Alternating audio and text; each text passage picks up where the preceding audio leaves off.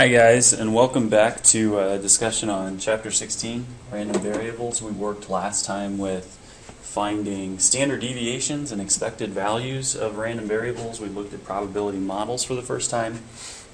The goals for the lessons here, or for the notes here, are to find expected value and standard deviation using your calculator. We've got a shortcut for that, so you don't always have to do it by hand. We're going to see what happens when you move variables around, shift and scale them, and that'll make a little bit more sense what those two words mean in just a second. We're going to see what happens when you combine random variables, and again, that'll make more sense in just a second, and then we'll kind of throw it all together in one big example to make sense of it all. Okay, so let's take a look at this first example here. We're told that as the head of No Way Computer Company, you were thrilled that you had managed to ship 2 computers to your biggest client the day the order arrived. You were horrified, though, to find out that someone had restocked refurbished computers in with the new computers in your stockroom. The shipped computers were selected randomly from the 15 computers in stock before those were actually refurbished. If your client gets 2 new computers, things are fine. If the client gets 1 refurbished computer, it will be sent back at your expense. Not again. Okay.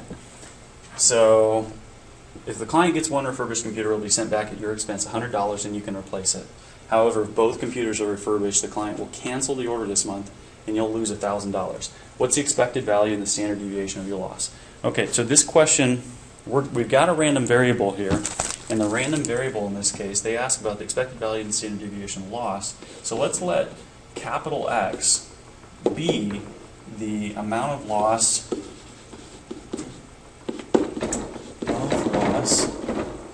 from computer purchase, or from the computer purchase that was made. Okay, so we've got our variable defined for us. All right, to get the expected value and the standard deviation using your calculator, you've first got to have the probability model, and that's what you're going to plug into the calculator. We need to know what that looks like to be able to plug it in. So we've got 3 outcomes here. So lowercase x, representing the outcomes of our random variable capital X, are as follows: 0, $100, or $1,000 that can be lost on this order due to the refurbishment mistake. And the probability of the capital variable X equaling any one of those outcomes, we need to get, we're going to get that by using a probability tree, because you can think about it this way. We have 2 random events occurring in succession. Think of it this way. When we give the customer 2 computers, it's as if we're giving the customer, it's the exact same as if we're giving the customer 1 computer, followed immediately by giving the customer another computer. So we're going to build a little conditional probability tree off to the side here. So we have, actually we'll do that below for the sake of space. We have that the first computer can either be refurbished or it can be new. We had 15 computers in all. 4 of the computers that we sent out we know were refurbished, so the probability that our first computer was refurbished is 4/15. The probability that it's new is 11/15. Alright, easy peasy. So from that first event, we either have a refurbished or a new second computer. Similarly, for the new computer that we had in this first outcome, we either have a refurbished or a new second computer. Okay, and well, we know that if the probability that we had a refurbished computer sent for the first one is 4/15, the probability of the refurbished being the second would have to drop to 3/14, meaning the probability right here that we have a refurbished computer and a refurbished computer, multiply the 4/15 times the 3/14 to get this decimal, 0.057. It would come out to be 12 over, what is that? 15 less than 225. 12 over 220 comes out to be 0.057. Alright, so second outcome, refurbished, then new. Well, the probability that we have a new computer based upon the fact that we had a refurbished one initially would be 11/14. There are 11 new computers out of the 14 computers that are remaining. Multiply the 11/14 times the 4/15 to get 0.2095 right here. Okay, moving right along, I'm going to speed this up a little bit. Probability of refurbish given new would be 4/14. Probability of new given new would be 10/14. Again, just because we're not replacing the computer that we took out. It's been taken from the 15 computer, so we're down to 14. All right, multiply the 4/14 times the 11/15 to give you 0.2095 right here, and the 10/14 times the 11/15 to give you 0.5240 right here. Okay, that's all we need to finish this probability model, which I'll do in red.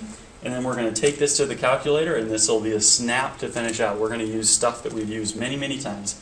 All right, so probability that we have $0 lost in all. That means that we had a new computer followed by a new computer. That's 0.5240. The probability that we would have $100 lost in all means that that can occur one of two ways. We can either give a refurbished then a new, or a new then a refurbished computer. Both of those probabilities being 0.2095. So combine those to get 0.419. And the complement of 0.5240 and 0.419, or just the remaining probability, is 0.057. Okay, enough with the written math. Let's go to Wabbit. I love saying that. Let's go to Wabbit and fire this up, or open. It's a little weird. Ready for class. That's what I want.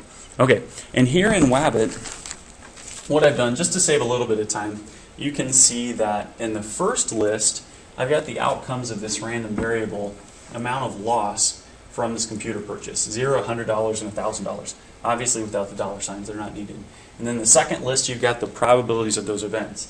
So the probability that we come out scotch-free, no money lost, the 0.524, that's in the probability model in red, and then the 0.419 and 0.057 similarly.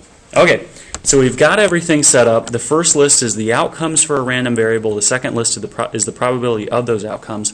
From here, we really have just one variable we care to learn about. So some of you might be able to predict this. We're going to go to stat, calc, one variable stats. The list, those are the outcomes. It defaults correctly to the list that you want if you've set your outcomes in L1. If you set your outcomes in another list, you'll want to change the list to whatever that is. So here I've got everything I need for the list. The frequency list, that's just the probability list in L2. So I'm going to choose L2 and then calculate this. Note, I've got calculators in this class that'll do this one of two ways. If you've got a newer calculator, the menu is going to look like this. If you've got an older calculator, you're going to hit one variable stats, then L1, comma L2, and it's not going to give you the prompts here and here for list and frequency list. It's just going to say one variable stats, then you'll hit L1, comma L2. Let's calculate that and see what we get.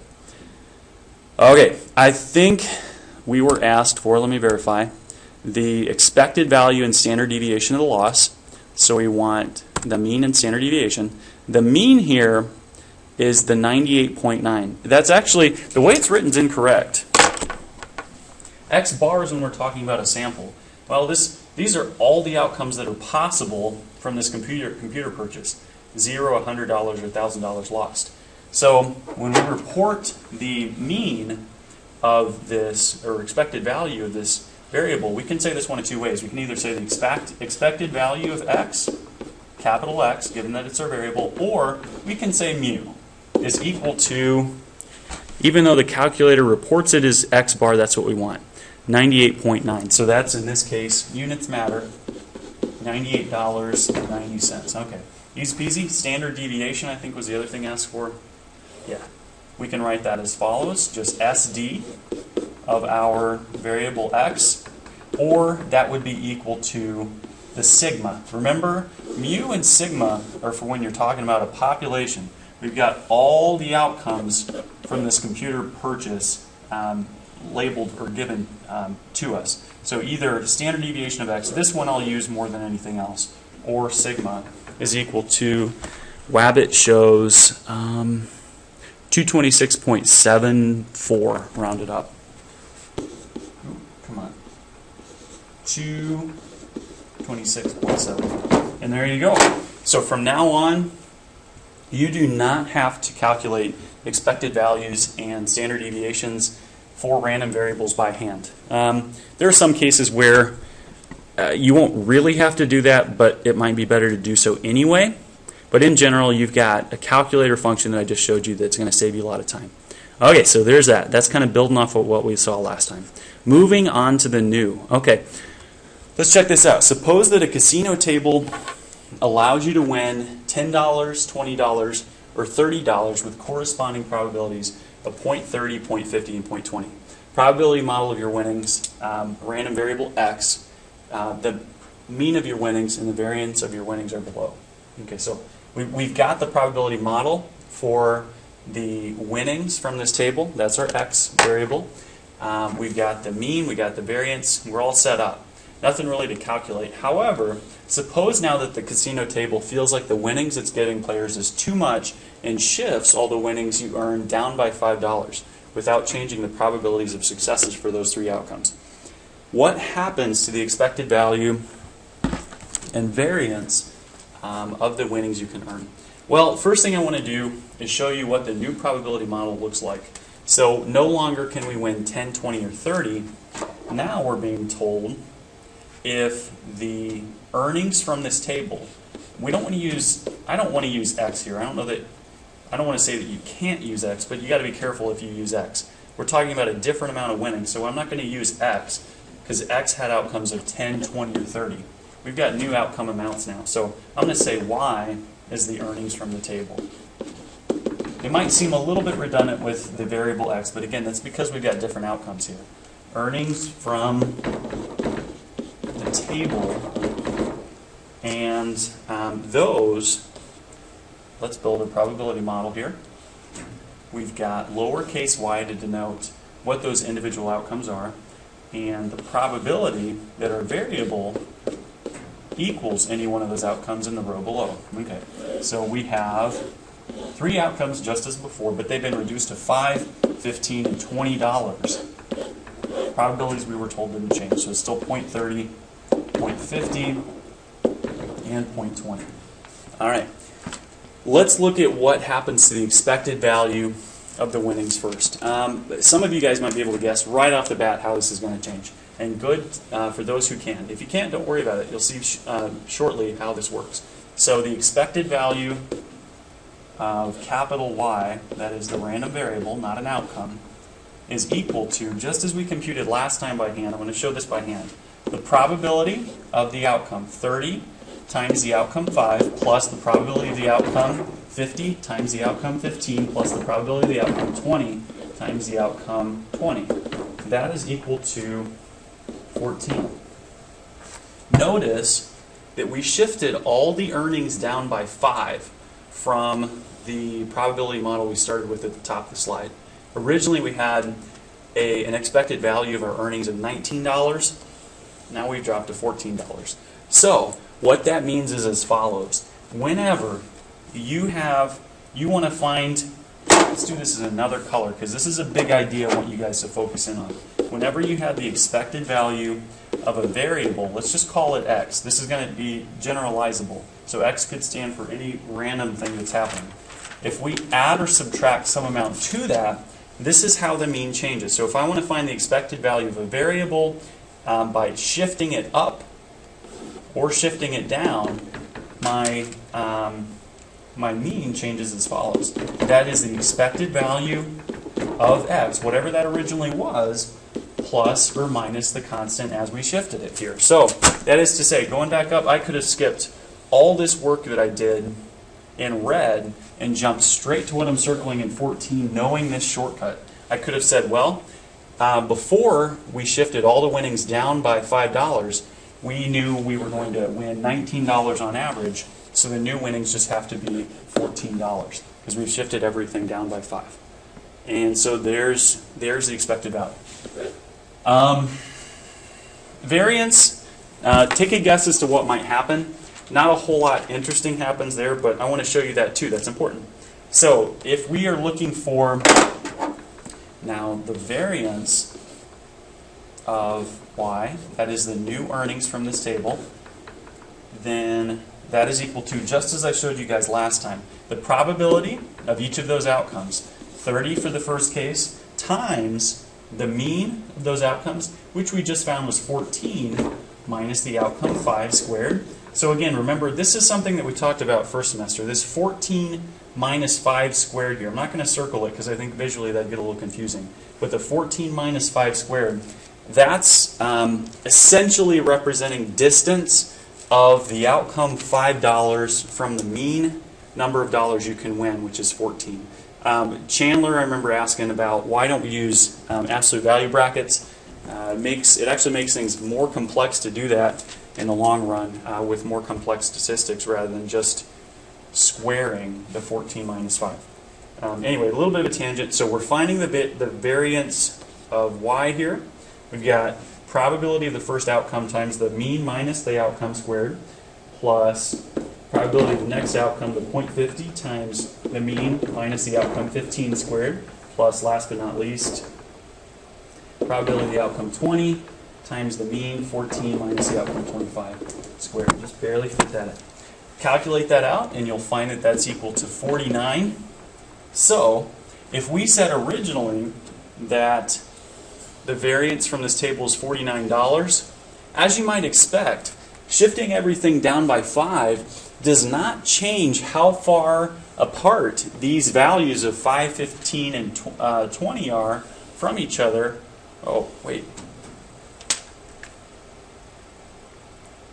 Oh, I made a mistake there, didn't I? That should have been 5, 15, and I caught that really late. 5, 15, and 25 here. My mistake. And this should be a 25 here as well. Sorry for the confusion. Let's see. I think everything else looks good. Okay, so my probability model is a little messed up. Corrected that. Okay. Okay, so what I was saying, when we shift everything down by 5, from the 10, 20, and 30 to the 5, 15, and 25, that doesn't change how far the variables, or not the variables, the outcomes are from each other, essentially. So, generalizing here, again in blue, that's for your big idea on this slide, the variance of a random variable that we are adding or subtracting some constant, some amount to, is just equal to the original variance. Every time you add or subtracted the same amount to all the outcomes of a random variable, it does not influence what the variance is. Similarly, you should understand that standard deviation won't change if the variance doesn't change. Remember that variance is the square, variance is the square of the standard deviation is the square root of the variance. So if the one doesn't change, the other doesn't change. And that is that. So shifting, that is adding or subtracting a constant to a random variable we've seen on this slide. All right, next thing, let's talk about scaling. So we saw adding and subtracting to a random variable. Now we're going to talk about multiplying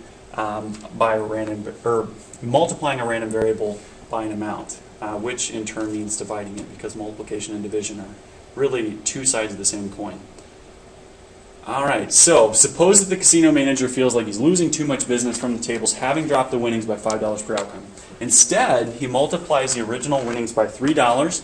How does this affect the expected value and variance of the winnings you can earn? Okay, so time to build a probability model here so you can see what this looks like. We're going to find a shortcut so you would not have to build a probability model in the future if you knew the shortcut we're going to find here shortly. Let's say, because we've got a new amount of earnings from this table, it's the original earnings multiplied by 3. We're not going to use X, we're not going to use Z, we're going to use, or Y, we're going to use Z to represent the earnings from the table. And I keep changing the letter on you, not just to spice things up, because the earnings are different in each case. So our probability model should look like this. We're going to use a lowercase z to represent the outcomes. The probability that capital Z, our variable, equals any one of those outcomes will be on the second row. So we've got set up here 30, the 10 times 3, 60, the 20 times 3, and 90, the 30 times 3, and we said that the probabilities of those outcomes didn't change. Or, no, we didn't say that in the instructions. Let's assume that. We're assuming that in this case. So 0.30, 0.50, and 0.20 for those probabilities. Same probabilities as for the first 3 outcomes we had. All right. So expected value first. The expected value of z, the new amount of earnings we're going to have from this table, is equal to, as we've done in the past by hand, 0.30 times 30 plus 0.50 times 60 plus 0.20 times 90, giving you 57. If you remember last slide, I'll go ahead and show you real quick. The original expected value circled in blue was $19. Multiply everything by 3, now we're at 57. So generalizing here, we can say that the expected value of a variable that has been multiplied by a constant, again, or divided by, is equal to that constant times the expected value. So we could have bypassed, again, everything, just like last slide. We could have bypassed virtually everything that we did here in red, minus what I'm circling as the answer there, just by knowing that the first amount of winnings was $19 on average, and if we scale everything, multiply it by 3, we've got to have a new average earnings of $57. No sweat. All right, so we've tackled expected value. Let's check out the variance. So let me flip my page here in the notes. All right. I'll switch back to red to denote the work that's going to take us to the blue big idea.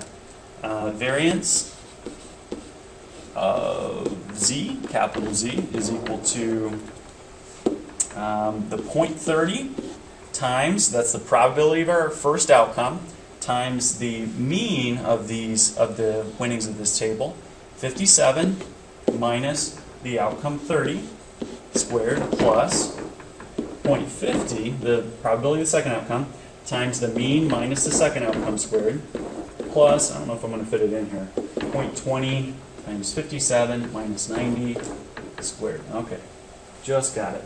Which, if you multiply that out, deal with the simplification, you get 441, which is actually, if the original variance of our table was 49, 441 is actually equal to 9 times that. What did I just say it was? 49. 9 times 49. So, generalizing here, if you multiply a random variable by a constant, this is how the variance changes. The variance of a variable that's being multiplied by a constant is equal to that constant squared times the variance of the old variable. So again, what that means is if I knew that I scaled everything by 3 in this new table, I could have just squared the 3 to get 9, multiply the 9 times the 49 of my old variance, and that gives me the new variance for this table. No sweat. Pretty, honestly, they're pretty nice rules. I was looking over I should mention this now, I was looking over the AP Stats formula sheet, and these things you will not find on there. You are expected to know these things. The AP Stats exam will not give these things to you. So these, thankfully, we're going to use these a lot second semester. So you should be able to commit them to memory, but you really have to regardless. I'm not going to give you these things on the next upcoming test, and that's again because the AP Stats exam won't do that either. So you need to be comfortable with what I've given you in blue so far. All right. Let's see.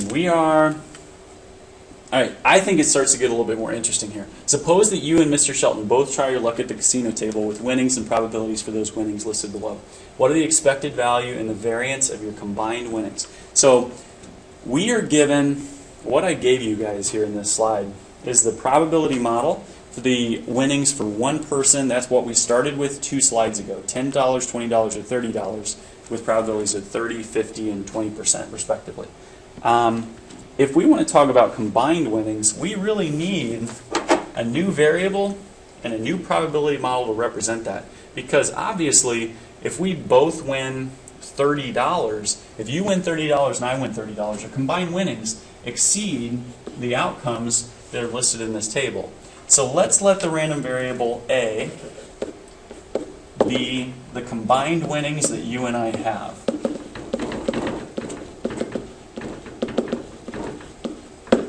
And we are going to say, well, lowercase a, the outcomes of the random variable, could be, well, let's list them out here.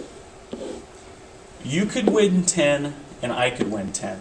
So the first possibility, the lowest possibility, is we win a combined 20. Or you could win 10 and I could win 20. Or vice versa. So you could have $30 being the next outcome. Or you could win 10 and I could win 30, or vice versa. So the next outcome would be $40 for combined winnings. Okay, so we're done with the number of ways that we can have one of us win $10 and the other person win some other amount.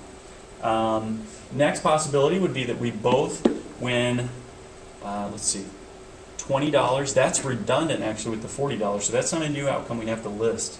However, you could win 20, I could win 30, or vice versa.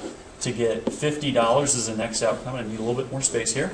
And last but not least, we could both win 30, as mentioned earlier. So there's $60. So we need the probabilities for those outcomes, the 20, 30, 40, 50, and 60. Well, I've used this tool once already, these notes. You better believe I'm going to use it again. If we've got two random happenings here, the winnings that on your playing of the game and the winnings on my playing of the game combined, we can go to our trusty probability tree to represent the two random events together. So let's say first we're going to have three branches here representing the 10, 20, or $30 that you win with probabilities given to us above. You could win those with 30, 50, or 20% probabilities. So we're going to fill those out. 30, 50, 20%. And then after you win your 10, 20, or 30, we need another three branches representing the 10, 20, or 30 that I could win. 10, 20, 30, 10, 20, 30, 10, 20, 30. Okay. So, excuse me. If you have won $10 with a 30% probability, the probability that I would then win $10 would also be 30% because these are independent events. I'm going to take the 30 right here and just square it for the probability that you win 10, then I win 10. So that comes out to 0.09. Then the probability that you win 10, the 0.30 times probability I win 20 at 50% would be 0.15, multiplying 0.30 times 0.50. Then we're going to take 0.30 times 0.20 for the event that I win $30 after you've won 10, so 0.06. I'm going to fill the rest of this out having explained the logic on the first three limbs here.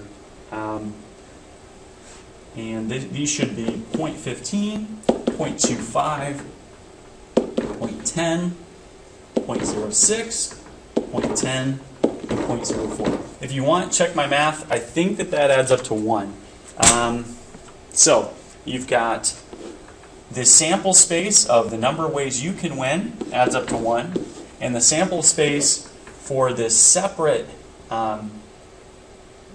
set of outcomes where your winnings and my winnings are determined, that also equals 1. All right. So let's fill in here. So the probability that we together make $20 is going to be equal to 9%. Adding up all the probabilities I need to right here. It's really just that one. The probability that we'd earn a combined 30 is 30%. Just finding the ends of these branches that have combined winnings of $30. The combined 40 would be 37%, combined 50 would be 20%, combined $60 would be 4%. So we've got a probability model here. Let's find with this new probability model representing random outcome followed by random outcome, your winnings followed by my winnings, the expected value and variance as we were asked to find. So, expected value of random variable A is equal to, computing this as we've done in the past, I wish there wasn't so much space here, I might be able to fit it in. Let's do that.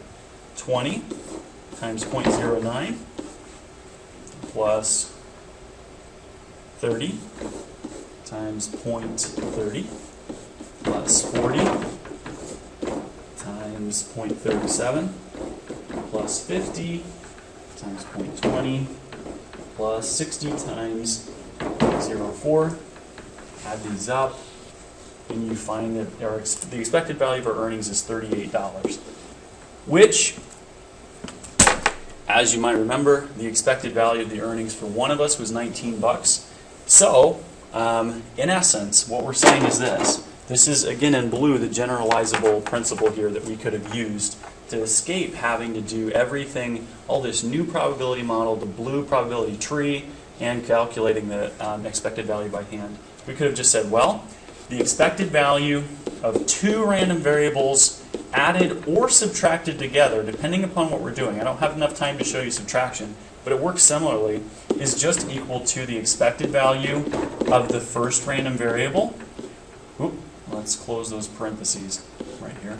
Added or subtracted to the expected value of the second random variable. So again, in this case, if we said we wanted to know the expected value of your winnings plus my winnings, that would have been 19 plus 19. Not too bad. All right, so again, nice, easy principle that we're going to see come into play. Next slide, a little bit more. All right, variance. Let's see what happens with the variance here. Okay, let's calculate this again by hand. We've got the variance of A, the combined earnings being equal to 9% times mean of 38, which we just found, minus 20 squared plus 30% probability times mean of 38 minus 30 squared plus 37% probability times the mean of 38 minus 40 squared plus probability of 20 times mean of 38 minus 50 squared plus 4% probability times mean of 38 minus 60 squared. Okay, lots of writing. I know it takes some time. Thank you for your patience. That's equal to 98 when you calculate that out. So, in essence, what we're saying is this. Again in blue, remember that the variance of the earnings of one person was $49. The variance of the earnings of two random variables added or subtracted together works out kind of interestingly.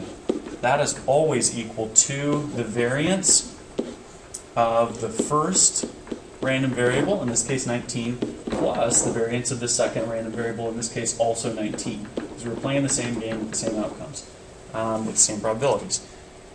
So, note there's a big difference between these two blue lines. In the first, we said the expected value of two random variables added or subtracted together is the expected value of each added or subtracted together. The second doesn't have that subtraction. If you are adding or subtracting two random variables together, the variance of their combination is always going to be the variance of the first plus the variance of the second. That's a key thing that a lot of students last year got hung up on. I might, if I have plenty of time, show you why that is with an example, but suffice it to say, if you want just a simple way to think about it, when you combine variables together, you should expect that the number of combinations of outcomes grows. Well, if the number of combinations of outcomes grows, then the distance from the mean should similarly grow. If you've got more ways that you can be far from the mean, then the variance should always go up. Right here. This blue rule, again, it's confusing because it doesn't have the subtraction, but also it depends upon the following. You have to know that your variables are independent to use this variance rule for combinations of variables. You have to know that the variables are independent. If they're not independent, this handy-dandy rule doesn't work. Well, it could technically work, but you'd have to, that would just be a chance occurrence. Generally, that's not going to work unless your variables are independent. Which, let's talk about why we know these are independent really quick. Well, if you're playing at a casino table and I'm playing at a casino table, it's only fair to assume that let's assume that we finish at the same time. What happens in your game shouldn't affect my game, so it was fair for us to calculate variance the way that we did, and everything worked out cleanly. Here too, though, we could have bypassed everything in red, this probability model and the probability tree, knowing this rule in advance. All right, so last thing we want to look at together here, guys, let's talk about kind of an interesting problem. This is harder than most of the problems you're going to see, but it throws everything together at once for you in a nice way, and I hope it starts to make sense why we introduced the rules that we did once you've seen this example. I will be happy to re-explain this in class if you've got additional questions. All right, so Bicycle Shop will be offering 2 specially priced children's models at a sidewalk sale.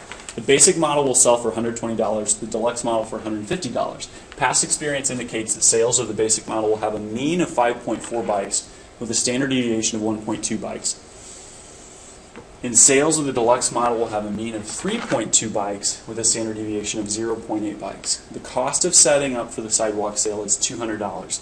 We want to define random variables in Part A and use those variables to express the Bicycle Shop's net income. Okay. Well, think for me. We've got a bunch of stuff that was thrown at us. What are the random things that can happen here? We are not randomly charging people for these bikes. We know that they cost either $120 or $150 depending upon the bike that they buy. We also not variable here. It's set. It's static. Is the cost of setting up for the sidewalk sale? That's a set $200. So the 2 things that I see that are random here are the following. The first is, I'm going to denote this with B. That is equal to, I don't want to do equal, I want to do colon. That is the number of basic models sold in this sidewalk sale. And similarly, we'll use D to represent the number of deluxe models sold in the sidewalk sale. So those are the 2 things that can vary. So we define the random variables as they asked us to do in Part A. We didn't do the second piece here. We didn't express the Bicycle Shop's net income. So finishing out Part A here, the net income is equal to, well, we get $120 for each basic model that we sell, and we're selling B of them. We don't know how many we're going to sell in this sidewalk sale. So 120B is the total amount that we'll make from the basic models. We're going to add that to combining that with the sales of the deluxe models. We make 150 from each of those, so 150D, and then we subtract off the 200 that we know that we have to spend to set up the sidewalk sale. So there's our net income from the sidewalk sale in Part A. Part A is finished. Part B, what's the mean of the net income? Well, now that we've got the rules that we introduced earlier in this set of notes, this becomes a lot easier. Let's go ahead and say the expected value of net income right here is equal to everything on the right side of that equation. That's what we want to work with. 120B plus 150D minus 200.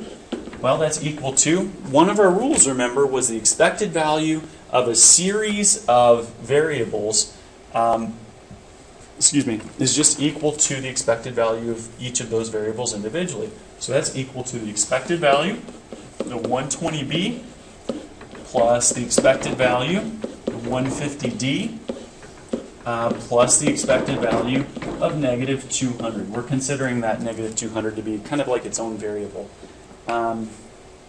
It's at least separate from the other variables. All right, so let's break this down once more. We know that when we scale B by 120, that's the same as saying 120 times the expected value of B, which we were given. We were given the expected value, the average number of bikes we will sell. Add that to $150 times the expected value of D. Again, remember, that's one of our rules. Scaling a random variable means the expected value of that new variable is just that scale factor, the 150, times the old expected value. And then the expected value of negative 200 is simply negative 200. So let's substitute in here. That's equal to 120 times 5.4 plus 150 times 3.2 minus 200, giving us a total of, oh, I cannot, what did I write? Let me multiply this out really fast. 120 times 5.4 plus 150 times 3.2 minus 200 is equal to $928. So we have knocked out part B. And we did not have to, we saved a ton of time. We did not have to build a probability model to do that. We didn't have to make a probability tree. We didn't have to compute a lot of stuff by hand. We just used what was given to us, thankfully. By the way, in part B, all the writing I did, you do not have to do. If you get, let's use green here to show you kind of a shortcut thing. If you know how to write this, and you are comfortable jumping down to this step, go for it. I don't want to see you jumping all the way down here, just substituting everything in. That doesn't really show me that you get the principles behind how expected value for random variables when you're combining them works. So that's more just trying to help you out for partial credit, guys. Please show me that third line. You can skip the second. Show me the third line, something like that, to show me you understand the principles behind how shifting and scaling expected or random variables works for expected value. Okay, so there's B. C, what's the standard deviation of the net income? So we're finding, to get standard deviation, we have to go through variance. We only have a rule for variance. So we're going to first find the variance of our 120B plus 150D minus 200. That's equal to the variance of those individual variances, rather, 120B plus the variance of 150D. Now remember, that negative 200 falls out because we said that if we shift all the outcomes up or down by some constant, that doesn't affect variance at all. So it's actually a little simpler to write than the finding expected value.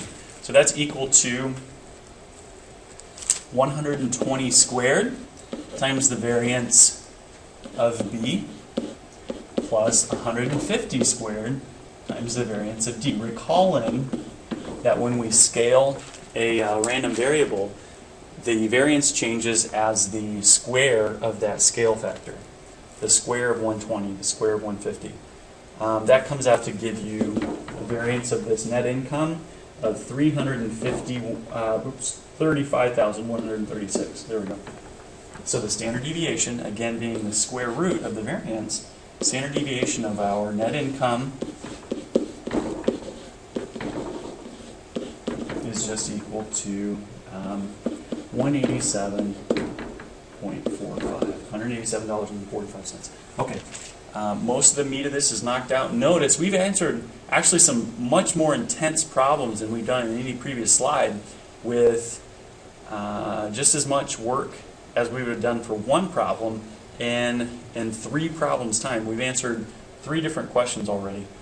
So it's nice to have these expected value and variance rules for combinations of random variables because they save so much time. D, do you need to make any assumptions in calculating the mean? No, you don't. No for the mean. We have no restrictions on expected value rules that I presented to you. That being said, yes for standard deviation. If we have to know that these variables are independent, that the number of bike sales for the basic model does not affect the number of bike sales for the deluxe model. If that condition's not met, then we can't break up the variance like we did here to get that nice, neat 35,136, which gave us the standard deviation. So yes for standard deviation. We need to assume that the variables B and D are independent. And there you go. That's what I wanted to cover for you guys today. Well done. Thanks for sticking with, and I will see you guys Friday.